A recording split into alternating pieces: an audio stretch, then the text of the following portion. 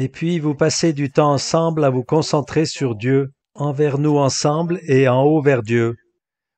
Lisez la parole. Lisez la parole.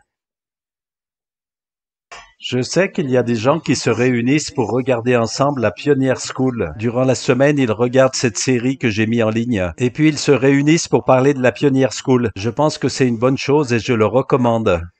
Vous pouvez faire cela un certain temps, vu que nous avons plusieurs leçons maintenant.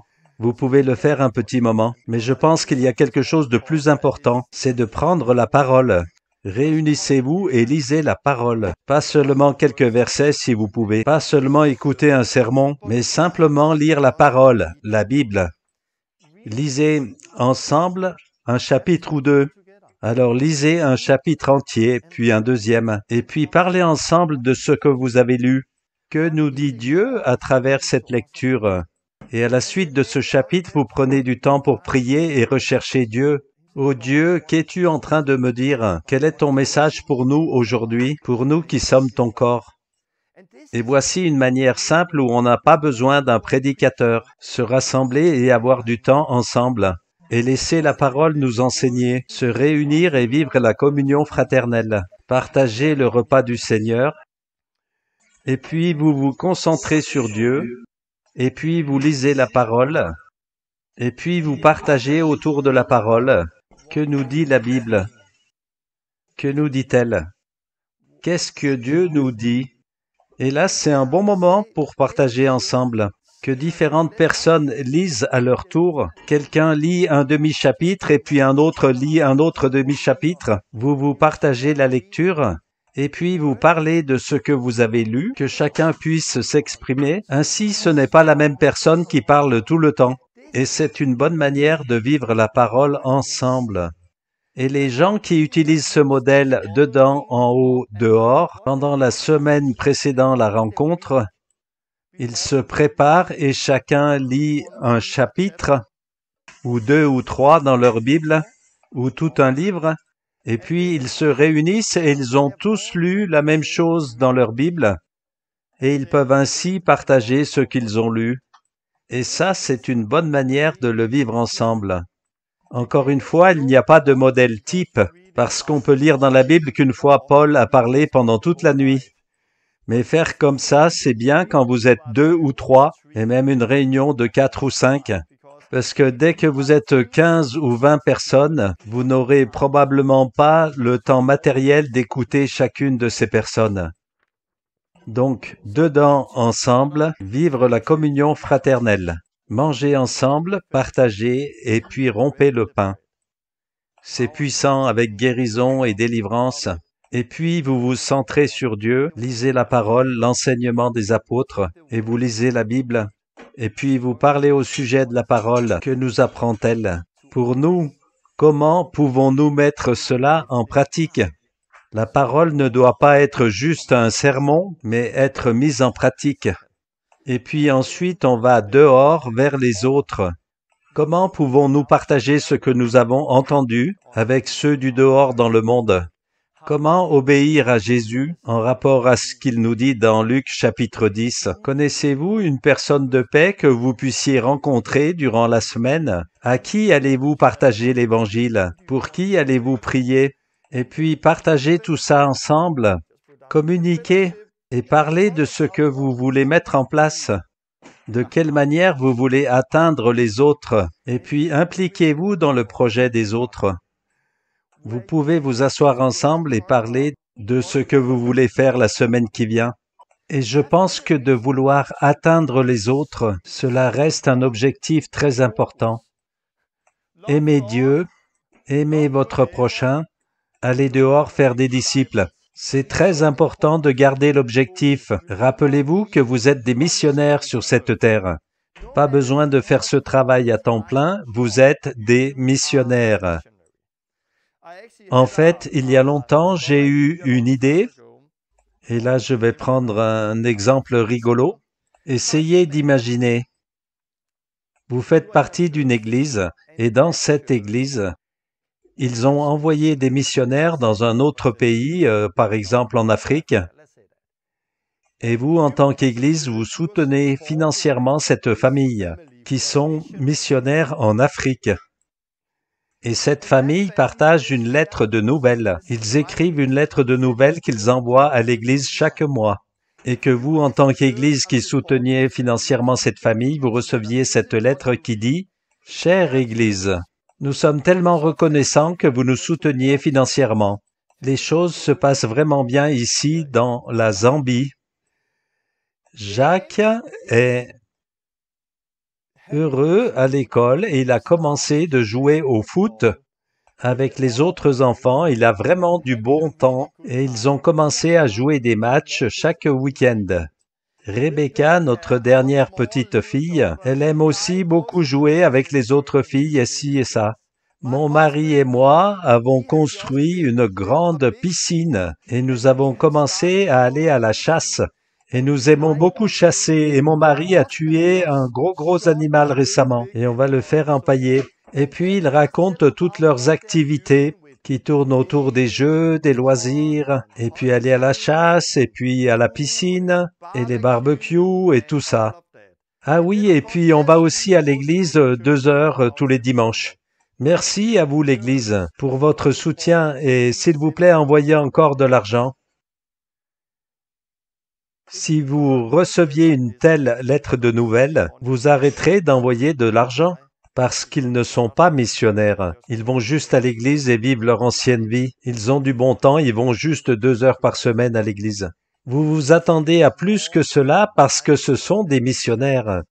Nous sommes missionnaires, vous êtes des missionnaires. Nous sommes envoyés sur la terre à la place de Christ, et ceci pour chacun de nous. Peu importe si vous travaillez à plein temps ou pas. Chacun de nous devrait être capable de rédiger une lettre de nouvelles chaque mois. Si vous n'avez pas d'église où l'envoyer, écrivez-la et lisez-la à Dieu. Chère Église, merci beaucoup. Le mois dernier, j'ai eu beaucoup de défis, mais nous sommes sortis, on a semé la parole de Dieu, on a été à la rencontre des gens et on s'est retrouvés dans cette maison et on a prié. Et puis on a été dans les rues là-bas et on a témoigné dans ce foyer, on les a enseignés, on a baptisé 3 personnes et on a prié et 10 ont été guéris et on fonctionne avec cela aussi. C'est à cela que devrait ressembler notre lettre de nouvelles, quel que soit le pays d'où l'on vient. Si vous faites des petits groupes quand vous commencez à vous réunir et vous rassembler et vous partagez, vous prenez du temps les uns pour les autres, vous passez du temps avec Dieu et puis vous parlez de comment vous allez atteindre les autres. Quelles sont vos personnes cibles? Qui voulez-vous atteindre durant cette semaine?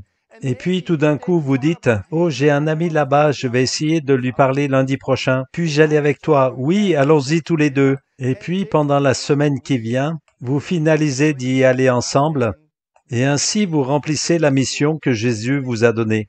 L'Église devrait ressembler à cela. Il y a autre chose que vous pouvez faire. Vous vous réunissez en groupe de 2 ou 3 et puis vous avez d'autres petits groupes de 2 ou 3 et vous vous trouvez tous ensemble et du coup vous êtes 15 ou 20 et là vous pouvez faire les choses différemment. Car le modèle qu'on a pour l'Église, c'est qu'il n'y a pas de modèle. Il y a des principes. C'est important de persévérer dans l'enseignement des apôtres. C'est important de persévérer dans la communion fraternelle et de rompre le pain. C'est important de prier les uns pour les autres, de prier Dieu et d'entendre sa voix. C'est important d'aimer Dieu. C'est important de s'aimer les uns les autres. C'est important d'aller dehors faire des disciples. Mais il n'y a pas qu'une seule façon de vivre l'Église. De la même manière qu'il n'y a pas un seul modèle type de famille. Et je voudrais vous encourager, et ce que j'ai essayé de transmettre avec la Pioneer School, durant ces 28 leçons, j'ai essayé de vous faire enlever ces paires de lunettes. Dans la première leçon, j'ai parlé du catholicisme et pourquoi il nous faut en sortir. Et au fur et à mesure des leçons, j'ai essayé de vous transmettre un ADN, d'établir des fondations, afin que vous puissiez bien comprendre qui est Dieu, qu'est-ce que le vrai Évangile, qu'est-ce que Jésus nous a commandé de faire, à quoi ressemble l'Église, comment faire grandir les gens de bébés à géants spirituels, comment voir les 5 ministères et que faire quand on se réunit. Et au travers de tout ça, surtout de se débarrasser de ces lunettes. Et au lieu de reproduire des modèles, regardez à Dieu, regardez ceux qui vous entourent, cherchez comment atteindre les autres. Et ce que vous allez faire et comment vous allez le faire sera différent de ce que fait votre voisin. Parce que nous avons actuellement un centre de formation et on a ça parce que ça fonctionne. Et c'est l'ADN.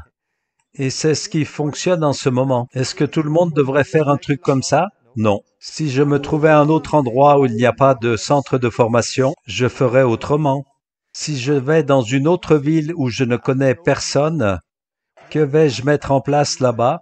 Je vais commencer à prier et chercher la personne de paix. Dès que je trouve cette personne, je vais œuvrer avec cette personne pour atteindre toute la maisonnée. Dès qu'il y a contact avec plusieurs personnes, on se rassemble comme ça.